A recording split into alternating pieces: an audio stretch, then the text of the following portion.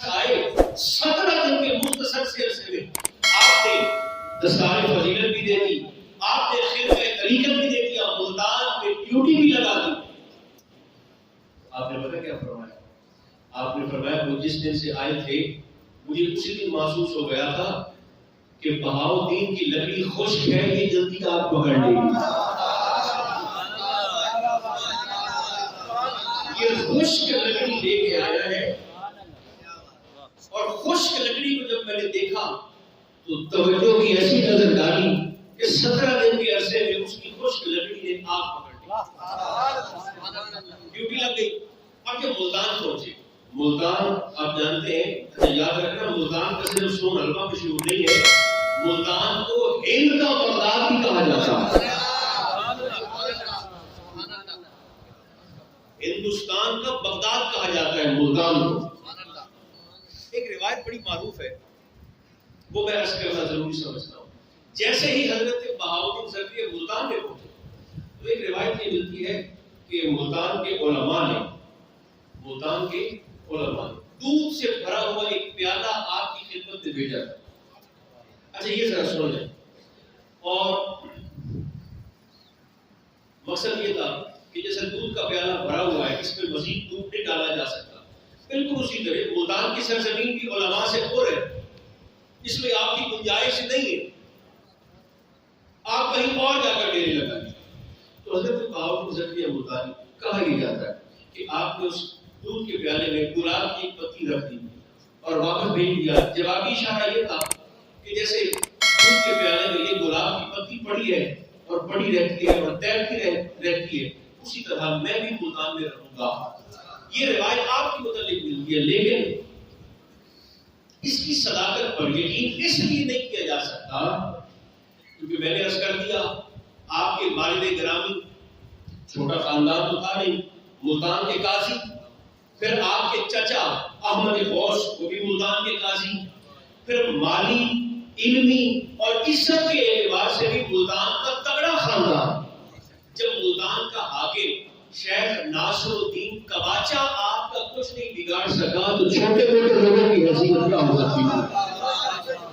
تو یہ روایت پیالے والی یہ آپ کے متعلق نہیں ہے، بلکہ یہ روایت ملتی ہے شاہ ابو علی قلندر اور شیخ شمس الدین ترک کے درمیان۔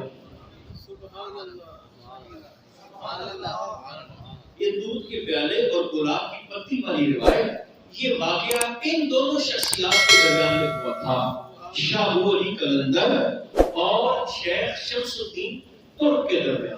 یہ حضرت بہاؤالدین زکریا سے جو روایت جوڑی جاتی ہے یہ بات سمجھ میں اس لیے نہیں آتی کہ آپ کا خاندان تو نسل در نسل پہلے سے ہی ملتان میں آباد تھا۔ آپ کو ملتان سے کون نکال سکتا تھا؟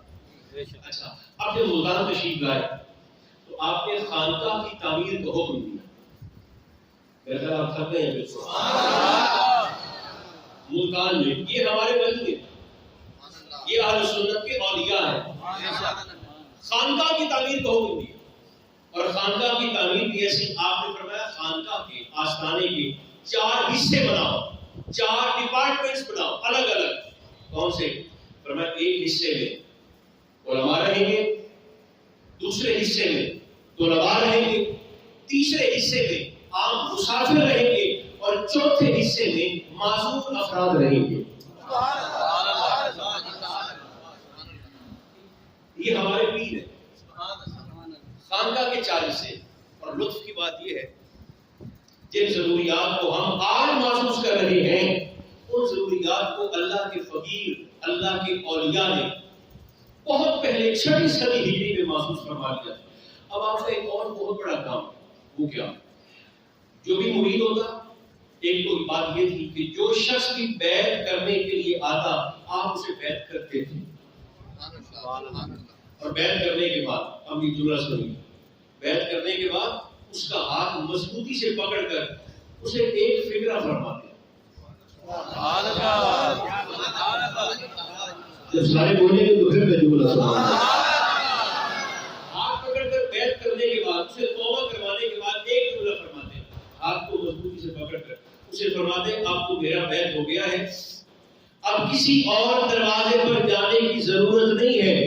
استقامت رکھو مل جائے گا. یہی رہو، استقامت رکھو، پکے رہو، پالو گے مل جائے.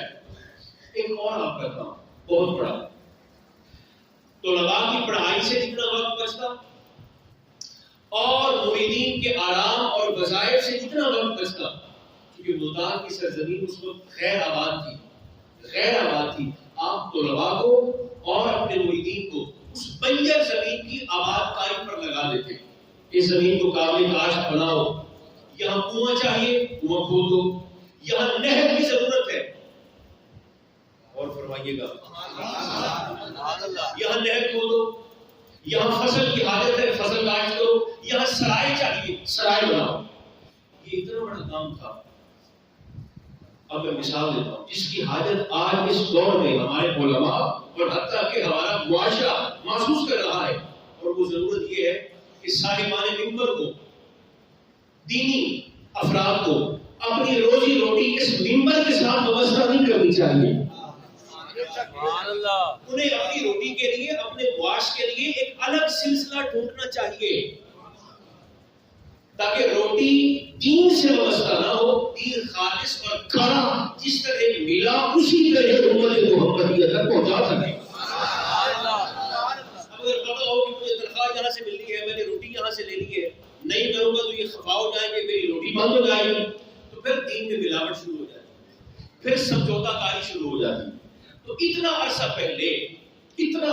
پہلے آپ اس حاجت کو محسوس کیا، اور جو طلباء آپ کے جامعہ سے نکلتے تھے، جو مرید آپ کے جامعہ سے نکلتے تھے، وہ اس قدر خوددار اور غیرت مند کہ دوسرے شہروں میں مولوی بن کے نہیں جاتے تھے، تاجر بن کے جاتے تھے. غیرت اندر صاحب نے ایسا کیا. آپ کا سلسلہ چلتا رہا، اور اس بنجر زمین کو آباد کرنے کا اثر یہ ہوا. مفتاح العلوم جاگنے پہ اسارے بنجر زمین کو آباد کرنے کا یہ اثر ہوا کہ ایک وقت ایسا آیا کہ ملتان کی گورنمنٹ کے پاس گندم ختم ہو گئی، جبکہ بہاؤدین کا لنگر تب بھی چل رہا تھا. اچھا، صرف ایسا نہیں کہ لنگر چل رہا، بلکہ حکومت وقت کے پاس جب اناج ختم ہو گیا تو شیخ ناصر الدین کواچا جو آپ کا نمبر 1 دشمن تھا، اس نے وفد کی صورت میں کچھ افراد آپ کے پاس بھیجے کہ جا کر پیر صاحب سے درخواست کریں کہ ساری کڑک ہو گئی ہے،